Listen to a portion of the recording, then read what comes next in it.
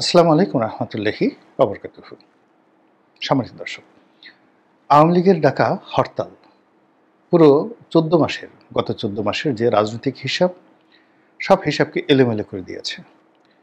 পুরো রাজনীতিকে আলু পটলে নিয়ে গেছে, পেঁয়াজ গোলালুতে নিয়ে গেছে। এবং এই রাজনীতিতে আওয়ামী লীগকে যতটা অসচ্ছল, যতটা দুর্বল এবং যতটা অসহায় মনে করা হচ্ছিল, কিন্তু বাস্তবিকে দেখা গেল যে এই লকডাউনকে কেন্দ্র করে আওয়ামী লীগের লোকজন যতটুকু রাজপথে তাদের শক্তিমত্তা প্রদর্শন করল, যেভাবে সারা বাংলায় তারা উত্তেজনা দেখালো, বিক্ষোভ প্রদর্শন করলো, এবং যেভাবে তাদের ভয়, দ্বিধা, সংকোচ সব তাড়িয়ে যেভাবে রাজপথে চলে এলো, যেভাবে সড়কে মহাসড়কে তারা তাদের শক্তিমত্তা প্রদর্শন করলো, এটা আসলে আমি নিজে ব্যক্তিগতভাবে গতকাল পর্যন্ত কল্পনাও করিনি। পদ্মা সেতুতে যে ঘটনা ঘটেছে, ভাঙ্গাতে, মাওয়াতে যে ঘটনা ঘটেছে, ফরিদপুর খুলনা মহাসড়কে যে ঘটনা ঘটেছে, মানে এটা আমি আসলে কল্পনা করতে পারিনি। এইভাবে লাঠি সোঁটা নিয়ে, ঢাল নিয়ে, তলোয়ার নিয়ে, সরকি নিয়ে গ্রামের সাধারণ মেহনতি মানুষ রাজপথ অবরোধ করবে, এবং সেখানে পুলিশকে আসলে এত, তাদের যে সংখ্যা, যারা বিক্ষোভ করে তাদের সংখ্যা এত বেশি যে পুলিশ এখানে আসলে সফট হতে হয়েছে, কৌশল অবলম্বন করতে হয়েছে। সরাসরি এখানে পুলিশ অ্যাকশনে যেতে পারেনি অন্যবারের মতো, গোপালগঞ্জের মতো। তো এটা কেন হলো, কিভাবে হলো, এটা নিয়ে আসলে যারা সরকারের কর্তা ব্যক্তি আছেন এবং বিএনপি জামাত যারা লোকজন আছেন, তাদেরকে এই বিষয়গুলো বুঝতে হবে। এবং এই দিবসটিকে কেন্দ্র করে আরও যে সকল অতিরিক্ত ঘটনা ঘটানো হয়েছে, বোঝার চেষ্টা করুন যে আপনি কাউকে যদি অপমানিত করেন, কারো মস্তিষ্কের মধ্যে যদি আপনি কোনো বিষ ক্রিয়া তৈরি করেন, ওটা কিয়ামত পর্যন্ত আপনার বিরুদ্ধে কাজ করতে থাকবে। আওয়ামী লীগকে দমন করার জন্য যে জিনিসগুলো করার দরকার ছিল, সেটি হলো আওয়ামী লীগের অপকর্মের যে ন্যারেটিভগুলো নিত্য নতুনভাবে, সুন্দরভাবে সামনে আনা উচিত ছিল। এখানে ব্যক্তিকে টার্গেট না করে, প্রতিষ্ঠানকে টার্গেট না করে, তারপরে যেই গদবাঁধা যে কথাগুলো সেইগুলো না বলে, যদি স্পেসিফিক, একেবারে সুনির্দিষ্টভাবে আওয়ামী লীগ এই কাজ করেছে, এত টাকা নিয়েছে, এইভাবে এখানে এখানে আছে, এই জিনিসগুলো যদি বারবার প্রচার করা হতো, তাহলে এটার সুফল মানে সরকার এবং বিএনপি জামাত বেশি পেত। কিন্তু যেভাবে ৩২ নম্বর ভাঙা হয়েছে, যেভাবে গোপালগঞ্জে তাণ্ডব চালানো হয়েছে, যেভাবে আওয়ামী লীগের অফিসগুলো তছনছ করে দেওয়া হয়েছে, যেভাবে একটার পর একটা মামলা দায়ের করা হয়েছে, ঘাটে, পথে, মাঠে আওয়ামী লীগের যারা লোকজন রয়েছেন, নারী, পুরুষ, আবাল, বৃদ্ধ, বনিতা, বিশ্ববিদ্যালয়ের ছাত্রী, শিক্ষক, কোনো বিষয় নয়, যাকে টার্গেট করা হয়েছে তাকেই সর্বোচ্চ শক্তি দিয়ে, কৌশল দিয়ে তাকে অপমান করা হয়েছে, জুলুম করা হয়েছে, নির্যাতন করা হয়েছে। অর্থাৎ আপনি যদি পারেন, মানসিক নির্যাতন করা হয়েছে, শারীরিক নির্যাতন করা হয়েছে, এমনকি দুনিয়া থেকে বিদায় করে দেওয়া হয়েছে। বিশ্ববিদ্যালয়ে পরীক্ষা দিতে গেছে ছাত্রী কিংবা ছাত্র, তো এখন তাকে পরীক্ষা দিতে দেওয়া হলো না, তাকে ওখান থেকে ধরে আচ্ছা মতো পিটুনি দিয়ে তাকে জেলখানায় দেওয়া হলো। ওটা যে ওই বিশ্ববিদ্যালয়ের ছেলে মেয়েদের উপর কী ধরনের, শিক্ষকদের উপর নেতিবাচক প্রতিক্রিয়া তৈরি করেছে, তার কিছু প্রমাণ এই লকডাউনের আগে, পরে এবং লকডাউনের দিনে আমরা সেটা দেখতে পাচ্ছি। ২ নম্বর হলো যে আপনি যখন একটা মন্দ কাজ করবেন, আপনার মধ্যে একটা আতঙ্ক কাজ করবে। যেমন টিএসসিতে দেখা গেল যে এনসিপির সাহসী নেতা, একজন সাহসী নেতা, তার একটা ভিডিও ফুটেজ একেবারে ভাইরাল হয়ে পড়েছে, পিছনে একটা পটকা ফুটেছে, তিনি তার কাজকর্ম ফেলে রীতিমতো দৌড়ে সাংবাদিকদের গাড়িতে উঠেছেন, এরকম একটা ভিডিও ফুটেজ এসেছে। এটা কিন্তু হওয়ার কথা নয়। মানে বিপ্লবের যে স্পিরিট, তারা শেষ দিন পর্যন্ত ফিদেল ক্যাস্ট্রো, নেলসন ম্যান্ডেলা অথবা যাকে বলা হয় ইয়াসির আরাফাত, ওনাদের মতো সাহসী থাকবেন, কিংবা প্রেসিডেন্ট নাসের, গামাল আব্দেল নাসেরের মতো থাকবেন, কিংবা বঙ্গবন্ধুর মতো থাকবেন। তার সামনে মিলিটারি গেছে, গুলি চালাবে, সব মানুষ মানে তার পরিবারের সবাইকে মেরে ফেলছে সে তিনি জানেন। এই অবস্থাতে তিনি ধীরে সুস্থে সিগারেট ধরালেন এবং সিংহ পুরুষের মতো সিঁড়ির সামনে দাঁড়িয়ে গর্জে উঠলেন, তোমরা কারা? এত বড় সাহস!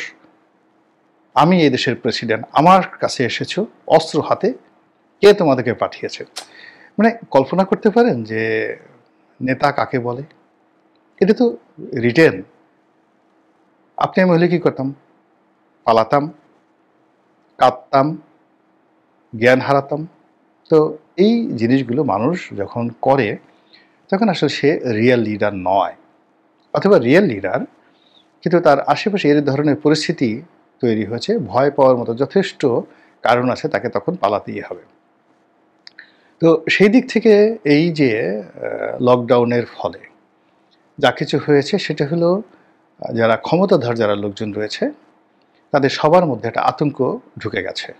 অনেকে পালিয়েছেন, অনেকে রাগ হয়ে গেছেন, অনেকে ঘর থেকে বের হয়ে, আওয়ামী লীগ বলেছে ঘরে থাকো, আর তারা ঘর থেকে বের হয়ে নিজেরা শাহবাগ দখল করেছে, বিশ্ববিদ্যালয় দখল করেছে, পাড়া মহল্লায় তারা সেই পাহারা বসিয়েছে। এই জিনিসগুলো আওয়ামী লীগের একটা প্রাথমিক বিজয়। যখন আপনি আপনার প্রতিপক্ষকে উত্তেজিত করতে পারবেন এবং আপনার ইচ্ছা অনুযায়ী আপনার প্রতিপক্ষ রেসপন্ড করবে, আপনি সেই যুদ্ধে জয় হয়ে গেছেন। আওয়ামী লীগ এখানে উত্তেজিত করতে চেয়েছেন সরকারের যারা কর্তা ব্যক্তি তাদেরকে। পুলিশে যে সমস্ত লোকজন আছেন যারা কট্টর জামাত এবং কট্টর যারা বিএনপি পন্থী পুলিশ কর্মকর্তা আছেন, আওয়ামী লীগ চেয়েছে তাদের মুখোশ উন্মোচন করার জন্য। এই লকডাউনের মাধ্যমে সারা বাংলাদেশে আপনি গিয়ে দেখুন, পেপার পত্রিকা, তারপরে মূলধারায় গণমাধ্যম এবং সামাজিক মাধ্যমে বেশ কয়েকজন পুলিশ কর্মকর্তার যে অডিও যাকে বলে রেকর্ড চলে আসছে।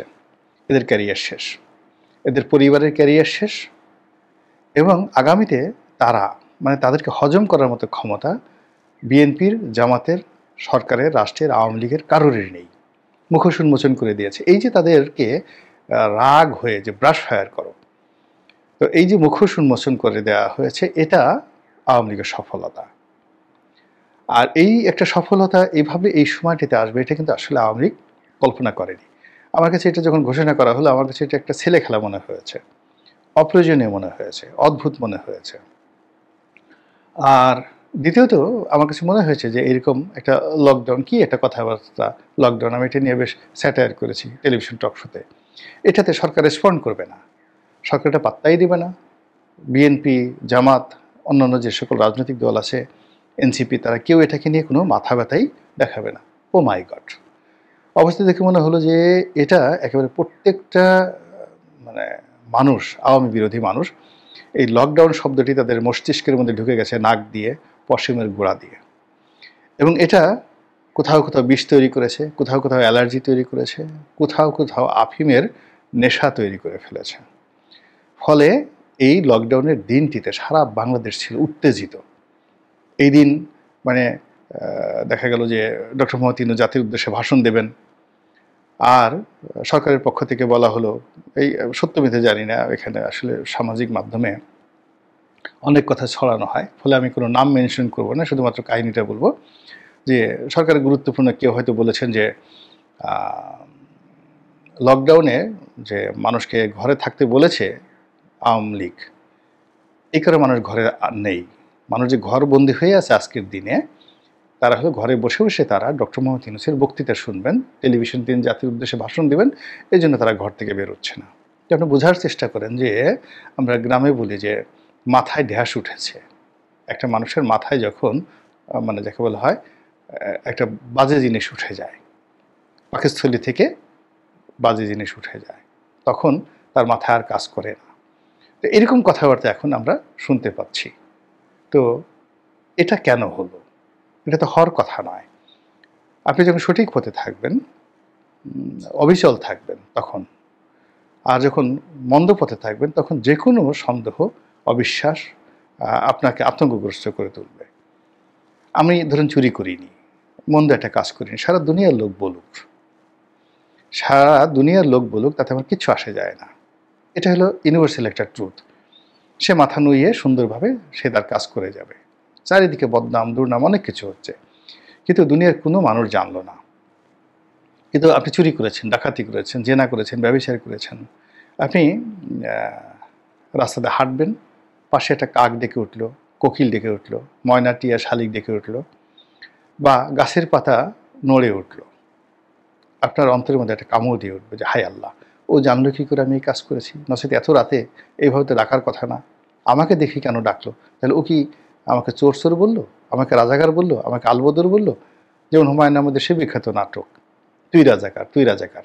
তো এরকম আসলে সন্দেহ তৈরি হয়। তো গত 14 মাসে আমরা যে রাজনৈতিক দল রাজপথে আছি, দেশের মধ্যে আছি, তারপর এই দেশে যারা এখন গাল ফুলিয়ে ফুলিয়ে আওয়ামী লীগের বিরুদ্ধে যে কথাবার্তা বলছি, তারপরে যারা শাসন ক্ষমতা পরিচালনা করছে, তারা যদি সফল হতাম, মানুষের মন জয় করতে পারতাম, তাহলে এই লকডাউন কেন, মানে এই লকডাউন মানে আওয়ামী লীগের সব লোক যদি রাস্তায় নেমে আসতো গণতান্ত্রিক পদ্ধতিতে, ধরুন আওয়ামী লীগের 7 কোটি লোকই আছে, এই 7 কোটি লোক যদি রাস্তায় নেমে আসতো, বাকি লোকগুলো কেউ তাদের দিকে ফিরেও তাকাতো না।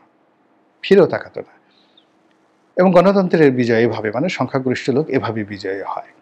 কিন্তু 7 কোটি লোকের জায়গায় গিয়ে ধরুন 70 জন লোক, এই আজকের এই দিনে যদি আওয়ামী লীগের 70 জন লোক রেসপন্ড করে, এবং সেই 70 জন লোক রেসপন্ড করে যদি আপনার 12 কোটি মানুষকে উত্তেজিত করতে পারে, আপনি বুঝতে পারেন যে 12 কোটি লোকের বিশ্বাসের জায়গা, আস্থা এবং ভালোবাসার যে জায়গা, এটা কিভাবে ভঙ্গুর হয়ে পড়েছে। কাজেই এই যে লকডাউন যারা সফল করেছেন তাদেরকে ধন্যবাদ, এর নামে আর একটা ভিডিও করব। আর যারা দিয়েছেন আওয়ামী লীগ সফল করেনি, সফল করেছে সরকার এবং অন্যান্য যারা লোকজন রয়েছে। আর যারা এই লকডাউন দিয়েছে, ঘোষণা করেছে আওয়ামী লীগ, তারা নিঃসন্দেহে যে মজাটা পেয়ে গেছে, আনন্দ পেয়ে গেছে, তাদের যেটা ফুর্তি ভাব এসে গেছে, এই ফুর্তি তারা থামাবে না।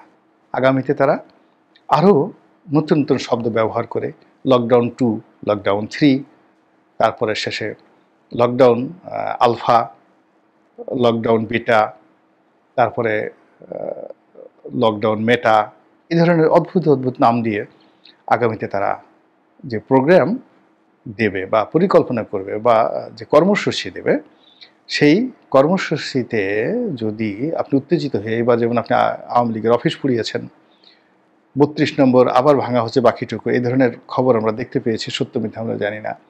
আগামীতে দেখা গেল যে এই ধরনের উত্তেজনায় উত্তেজিত হয়ে, মানে কোথায় যে সুই ঢুকাবেন, কোথায় যে প্যারাক ঢুকাবেন, এবং ঢুকানোর পরে দিন শেষে গিয়ে দেখবেন যে প্যারাক যেখানে ঢুকে গেছে, ও মাই গড, আপনার সর্বনাশ আপনি নিজেই করে ফেলেছেন। মহান আল্লাহ আমাদের সবাইকে হেদায়েত দান করুন এবং হেফাজত করুন। আসসালামু আলাইকুম ওয়া রাহমাতুল্লাহি ওয়া বারাকাতুহু।